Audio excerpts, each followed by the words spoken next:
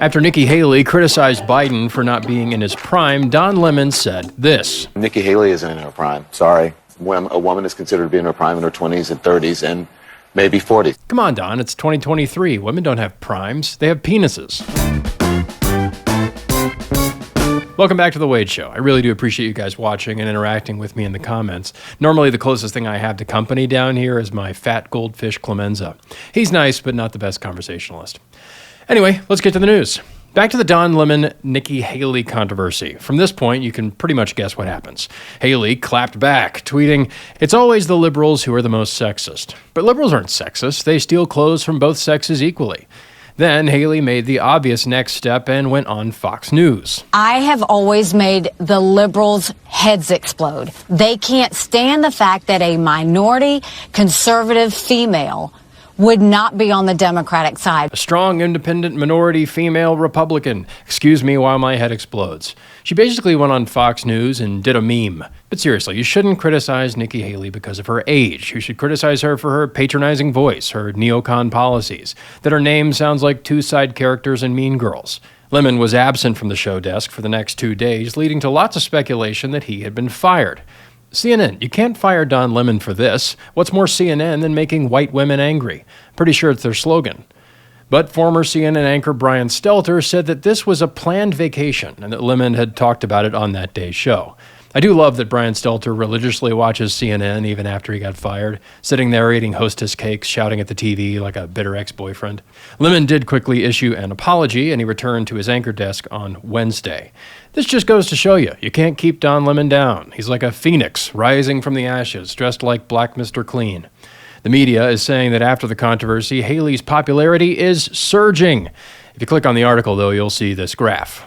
That's right, every news show was obligated to talk about her for the past week, and she surged all the way up to 6%, tied with Mike Pence, who isn't even running. Maybe I'm being too hard on Nikki Haley. It's not like she's exploiting this dumb incident by selling past my prime merch. And she's right, Republicans are the real feminists. They even have a feminist as their logo. And Haley isn't the only one using this Uno reverse card tactic. Vivek Ramaswamy made a speech saying that conservatives are the real civil rights heroes. You know what I say is if you can't discriminate against somebody, fire somebody, or deplatform somebody on account of race, or sex, or sexual orientation, or religion, or national origin, then you should not be able to discriminate against somebody on account of their political beliefs either. We need to make political expression a civil right in this country, right up there next to the other protected classes. Let's say this goes through and conservatism becomes a protected class. What do we win? We did it, guys. Conservative is the new gay. But playing their game is how we get conservative icon Jeffree Star. Here's why he said conservatives like him. I'm not into all the other bullshit.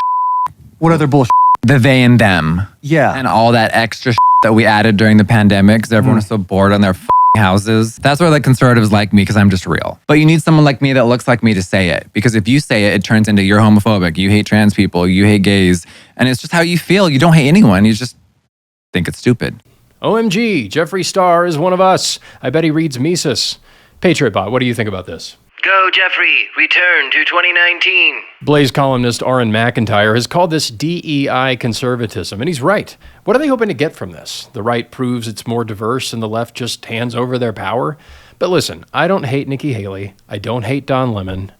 I don't know, I just think it's stupid. Switching gears, you no doubt saw that earlier this month in East Palestine, Ohio, a train containing toxic chemicals derailed. After the chemicals spilled, Ohio officials determined the best course of action was to release the chemicals into the air in a controlled burn.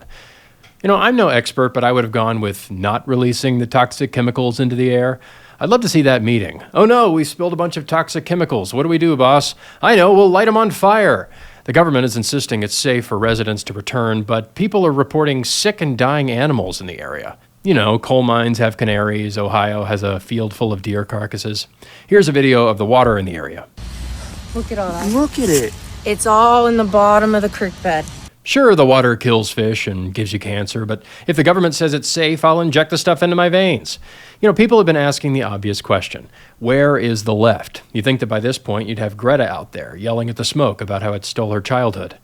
On Wednesday, Trump visited East Palestine and he came bearing gifts. Because we're bringing thousands of bottles of water, Trump water actually, most of it. Some of it we had to go to a much lesser quality water. You want to get those Trump bottles, I think, more than anybody else. Trump water, it grabs you by the taste buds. The only drawback is that you have to drink it like this. He also donated pallets of food and gave away MAGA hats at a McDonald's. And people were criticizing this, but it's not like he was giving them as NFTs, and even that would be more than what Biden has done. I understand why people are mad at Biden for not visiting, but Biden's been busy this week. On President's Day, he made a visit to Ukraine. After he arrived, he met with Ukrainian President Volodymyr Zelenskyy, and as you can see, they both wore their Ukraine war merch. As Biden and Zelenskyy walked through Kiev, air sirens went off repeatedly.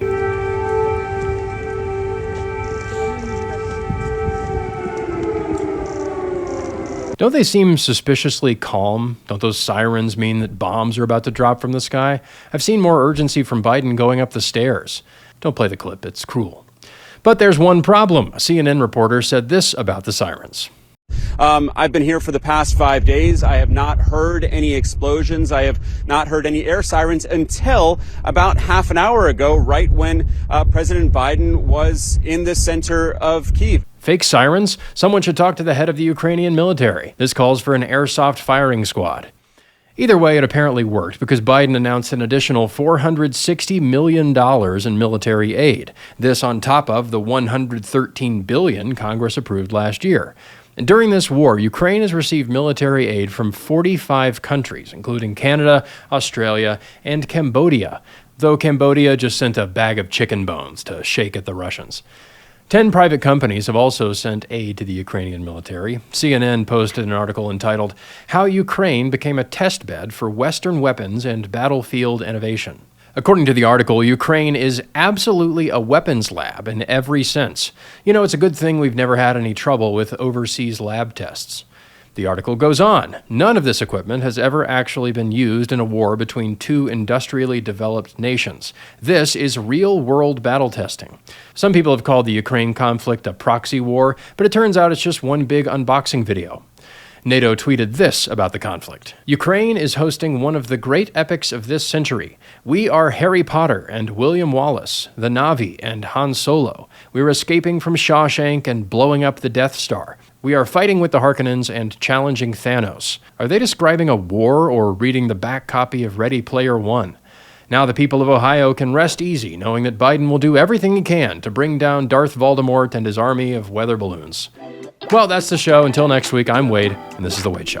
One last thing. I really appreciate the support you guys have shown since the launch of this show. Just a reminder, for the first 4 weeks, the full show will be on YouTube and Canon Plus for free, but after that, the full show will only be available to Canon Plus members, with lots of segments and clips going out to YouTube. I'd love to expand this and do more types of content, but in order to do that, I need your help. So sign up for Canon Plus with the promo code WADE99 and get your first month for just 99 cents and $8 a month after that.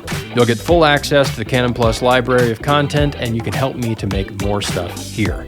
Head over to mycanonplus.com and enter the promo code WADE99. Link, of course, in the description.